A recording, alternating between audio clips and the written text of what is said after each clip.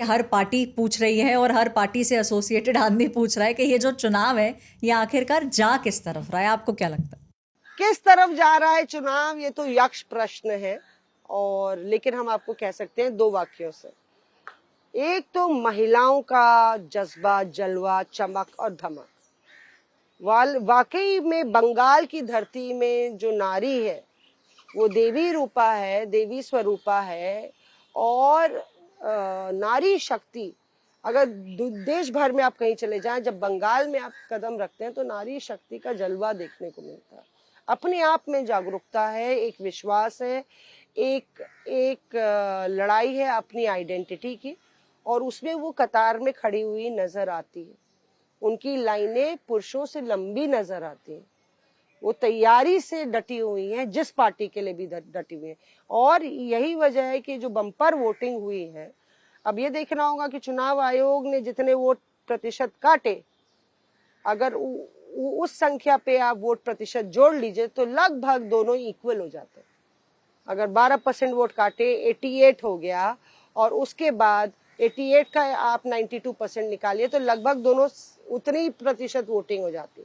खैर, तो एक तरफ नारी शक्ति में ये था कि मुझे अपनी आइडेंटिटी दर्ज करनी है और सारे काम छोड़ के ये काम सबसे इम्पोर्टेंट है। एसआईआर के जरिए भी वो एसआईआर की पूरी प्रक्रिया ने भी वो अर्जेंसी को और बढ़ा दिया। लेकिन बंगाल के वोटर बताते नहीं है कि किस दिशा वो जा रहे हैं। कई चाय हमने पी, कुल्हड़ वाली चाय, नींबू वाली चाय और नींबू पानी, क्योंकि गर्मी बहुत ज्यादा थी। अभी भी देखिए ना, पसीना टपक रहा है, गर्मी बहुत ज्यादा थी।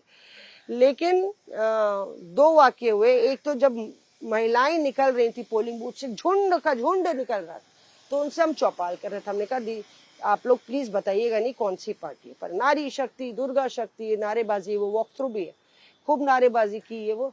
और सबने बोला कि खूब वोट करना चाहिए, करना चाहिए। आखिर में एक महिला थी, काली और सफेद सूट पहनी थी, ब्लैक एंड व्हाइट। उन्होंने ब्लैक एंड व्हाइट कह दिया, हाँ दीदी के साथ है हम लोग सब लोग। तो हमने पवन को बोला, पवन कट, ये नहीं बोल सकती आप आंटी, आपको मना किया था मैंने। थैंक गॉड रिकॉर्डिंग चल रही थी।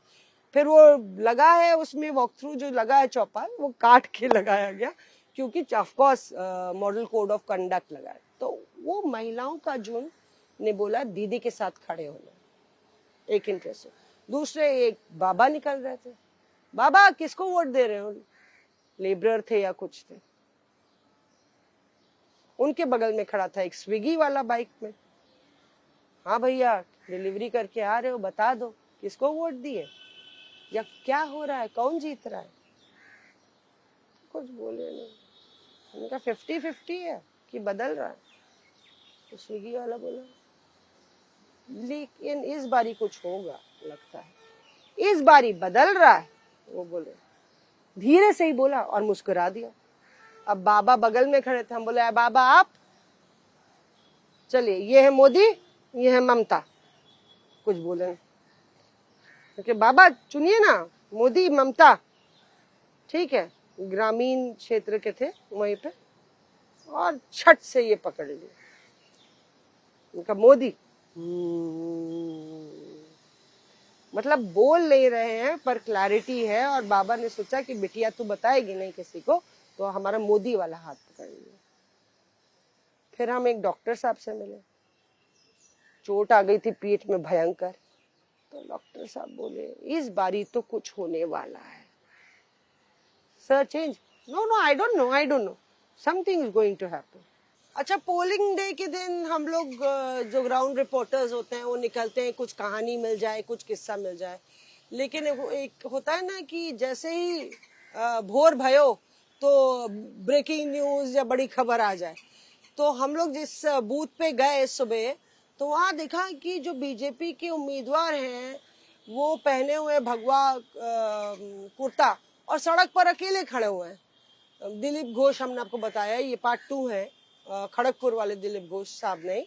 तो दिलीप घोष जो बोलपुर वाले थे वो खड़े हुए हैं, और फिर अपनी माताजी और अपनी पत्नी के साथ वो भीतर जाते हैं, वोट डाल के आते हैं। तो हम सोच रहे चलिए इनके साथ चौपाल कर लिया जाए। चौपाल मतलब बतकही तो उसके बाद वो क्या करते हैं, हमने कहा दिखाइए स्याही का निशान। तो उनकी पत्नी तो दिखाई, वो बोले देखिए निशान ही नहीं लगाया। मैंने कहा है, मन में हम सोचे तो लगवाए क्यों नहीं अगर लगवाया नहीं था। तो बोले निशान ही नहीं लगाया, देखिए कैसे ये लोग काम कर रहे हैं। तो मैंने कहा निशान तो लगवाना चाहिए था। तो बोले लगाया ही नहीं, ये तो चुनाव आयोग की गलती है, देखिए वो लोग कैसे काम कर रहे हैं मेरे स्याही का। मैंने कहा फिर से दिखाइए, तो फिर से दिखाया वो कि मेरे निशान ही नहीं लगाया है, अब हम अंदर जाएंगे फिर लगवाएंगे। तो हमने कहा हाँ जाइए अंदर, स्याही का निशान लगवाइए। अब वो बात गई वाला हो गया, इंटरव्यू तो हो गया, गजब वो वायरल हो गया। मतलब आप बताइए कि यहाँ पे एक बीजेपी का विधायक सुबह सुबह, ये भी नहीं कि दोपहर हो गई है बहुत भीड़ हो गई है, वो जाता है, उनके साथ तो आप नियम प्रक्रिया का पालन ठीक से करेंगे ना। उन्होंने निशान लगाया और ना उम्मीदवार साहब ने कहा कि निशान लगा दो। तो थोड़ा मतलब बड़ा ही विचित्र स्थिति हमारे लिए होगी कि खुद ही बता रहा है बीजेपी का उम्मीदवार कि हमारे निशान ही नहीं लगाया, और अपनी धर्मपत्नी के निशान लगा, वो दिखा रहे कि निशान लगा है। तो बहुत इंटरेस्टिंग था। हालांकि शाम को वो हमें मिले दूसरे बूथ पे, तो कतारों को लेके शिकायत कर रहे थे कि बहुत धीमी गति से कतारें चल रही हैं। लाइन धीरे चल रही थी, 1.5 घंटे तक लोग इंतजार कर रहे थे। तो ये छोटे किस्से कहानियां, ऐसे छोटे छोटे शहरों में ऐसी बड़ी बड़ी बातें होती रहती हैं। Reporters Off.